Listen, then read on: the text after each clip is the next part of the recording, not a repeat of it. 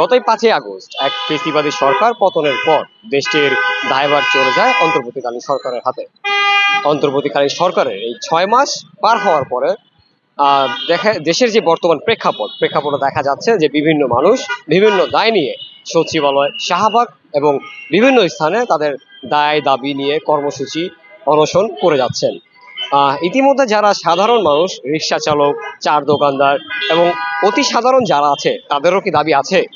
আসলে তাদের দাবিগুলো কি? কখনো যদি তারা ডক্টর মোহাম্মদ ইউনূসের সামনাসামনি হন, তার কাছে কি দাবি করবেন, কি তাদের চাওয়া পাওয়া, তাই জানার চেষ্টা করবো আজকে।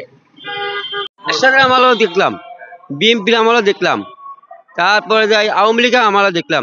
যে সরকারে আসে তাদের চিন্তা ভাবনা হেরাই থাকে, আমাদের চিন্তা ভাবনা করে না। আমাদের গরিবের চিন্তা ভাবনা একমাত্র আল্লাহ করে, আর কেউ কি কম করে। সরকার কি একলা কি করব? আমাদের দেশটা এমন একটা মানুষ, এমন একটা দেশ, বলার মতন না দেশটা।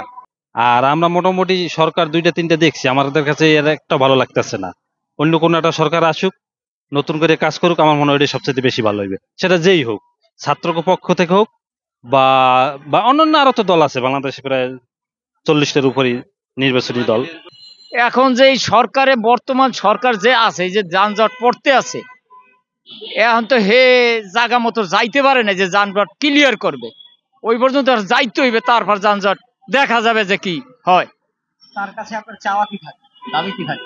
দাবি থাকবে একটাই, শুধু আমরা নিরন্তর ওই দ্রব্যমূল্য এগুলা কম দামে আমাদের খাওয়াইবে, আমরা কাজ করবো, খাবো। দেশে সবাই যেন নিরপেক্ষভাবে একটা সরকার গঠন করে একটা সুষ্ঠু নির্বাচনের মধ্যে যেন দেশটা একটা শান্তিপ্রিয় করতে পারে, এটাই আমাদের জনগণের চাওয়া।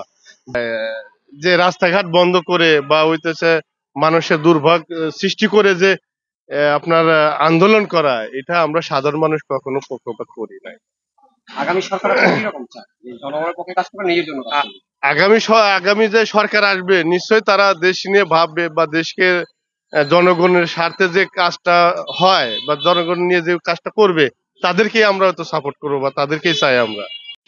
আমার চাওয়া পাওয়া থাকবে, এই নতুন সরকার যে আসবে, এই সরকার যেন আগের সরকারের মতো এরকম সরকারি কাজ যেন না করে, দেশের দুর্নীতিটা যেন না হয়, মানুষ শান্তিতে যেন খায়ে বাঁচতে পারে, সবাই যেমন শান্তি মতো রাস্তাঘাটে চলতে পারে, এটাই আমার দাবি। কেমন সরকার চান দেশে? না, সরকার মানুষকে যারা সেবা করবে তারাই তো দেশের সরকার। মানুষের মারে সরকার হওয়া যায় না, যারা মানুষের সেবা করবে এরাই দেশের সরকার। এরকমই সরকার আমাদের চাই। আমরা ওই যে বাড়ি গাড়ি চাই না, কিছুই চাই না, আমরা যেন চলি ফিরি খাইতে পারি। আমরা কোন পাকে 2টা পয়সা কামাই করে পাবো? আমার কাছে রাস্তাঘাটে ধরিয়া টাকা চিন্তা করে নিতেছে, এটা ওটা নিতেছে, গাড়ি চিন্তা করে নিতেছে, আমরা এটা যেন না দেখতে পারি, আমরা যেন বুক ফুলে বেড়াতে পারি, আমরা এটা চাই। আমি এই দেশে ভালো সরকার চাই, এই দেশ চালাতে পারবে তার দরকার। এই আউসাউ সরকারের কোনো এই দেশের দরকার নেই। চালাতে পারবে এই দেশটা, মানুষের সেবা করতে পারবে, মানুষের কল্যাণ পাবে, তারও দলের দরকার এই বাংলাদেশে। সংস্কার তো করতে হবে, কিছু তো সংস্কার করতেই হবে, কিন্তু সংস্কার করার নাম দিয়া যেমন অনেক দূর পর্যন্ত নির্বাচন পিছায় নিবে, এটা সঠিক না। কারণ আপনার নির্বাচন সাধারণ সংস্কার কইরা নির্বাচন দিয়া নির্বাচিত সরকারের হাতে ক্ষমতা হস্তান্তর করা উচিত, আমি মনে করি। এখন মনে করেন এই যে ওই কয় না, মার কাছে টাকা টাকা লাগবে, মার কাছে না চাইয়া ওই ঘর ভাঙচুর করলো, তাহলে তার মনে করেন টাকাটা চাওয়া হইলো না।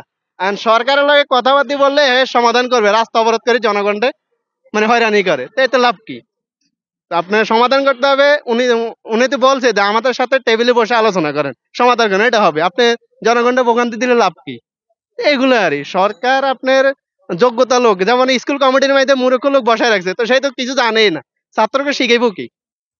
যোগ্য লোক থাকলে, মেধা থাকলে উনি আরেকজনকে শিখাইতে পারবো, ওইটাই তো। এই জন্য মনে করেন যে যোগ্য লোক লাগবে, শিক্ষিত লোক লাগবে।